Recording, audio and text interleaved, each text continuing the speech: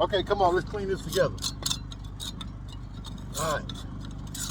So you see how fast the artificial stone goes up, okay? So anywhere that you see mud squeezing out at, you need to clean that out, okay? Even though this is stacked, it's still, nothing is perfect as far as when it comes to stones. So you got to take this cup corner, you got to get all this off, okay? Because this is stacked, so you don't want to see no mud oozing out anywhere. So take your time, do what you do. Don't waste your time, take your time, get all that out, clean all that up, okay? All right? So when you clean an artificial stone, you got three things. You got this thing, you got this thing, and you got this thing, okay? So let's turn you back this way again, all right? So when you get done with that, you're gonna sweep all that, okay? If you ain't gotta touch it with this wire brush, don't, okay? So you see when I told you I was gonna break my column up instead of do lazy laying? Can you see the Tetris lay in the column, okay? So what that means is that I did not run everything at the same size as the corner. That's what that means, okay?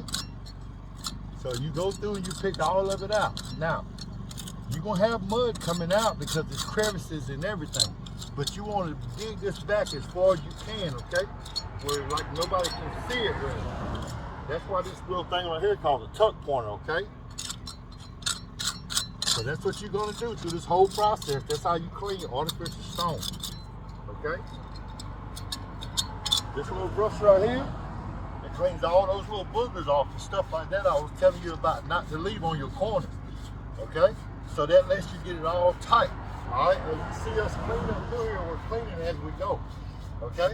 So, no, it don't take as long to lay an artificial column as it does a real column, okay? When I say real column, I mean real stone. That takes a little bit longer. This right here is just a solid, okay? But you still have to be really, really good with it. You still have to mix your mud and stuff with it, okay? If I can tell you one thing, remember, we just buy the stone, we're responsible for it staying on, okay?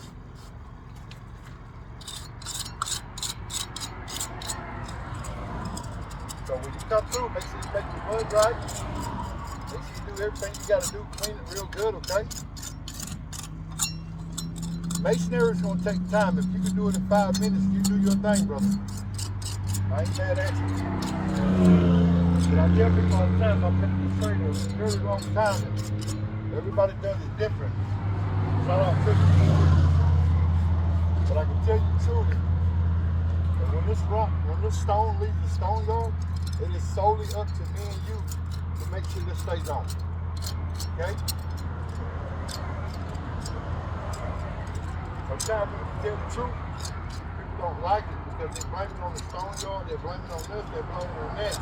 It's me and your responsibility. It is solely me and yours. If this stone comes off, it's me and your fault. The stone yard ain't got nothing to do with this. Now, one thing, remember what I told you? It's all in how we make our mortar, what makes it stay on, okay? So you've seen us clean this up through here, okay? All right. So now you see how you clean your column. And over time, if you see any brown right there, it'll dry. And it won't look the same color, okay? So when you get done with your column and you're sweeping it down, that's what it does, okay? Trying to show y'all this stuff is not easy because a lot of people have no idea what you're talking about, and a lot of people do. But like I say, we still roll on because we love what we do while we show it, okay? Shout out to the Masons.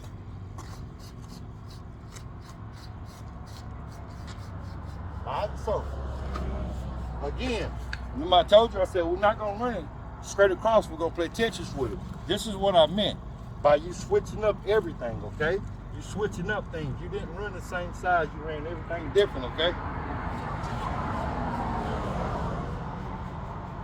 The one thing that we try not to do is have any mud on the stone. No mud on the stone, okay?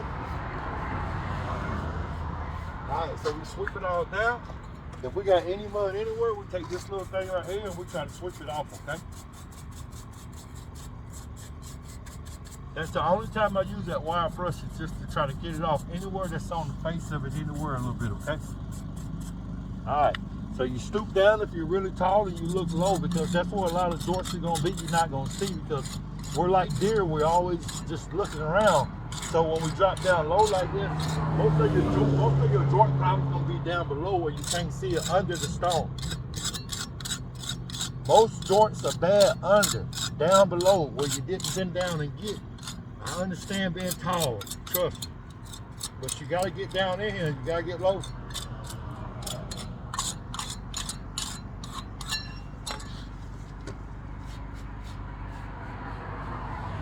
Alright, so we do what we do, and we're going to the next side.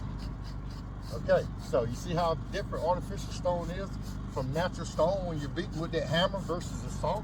You just tie everything in, okay? It looks totally different, I told you.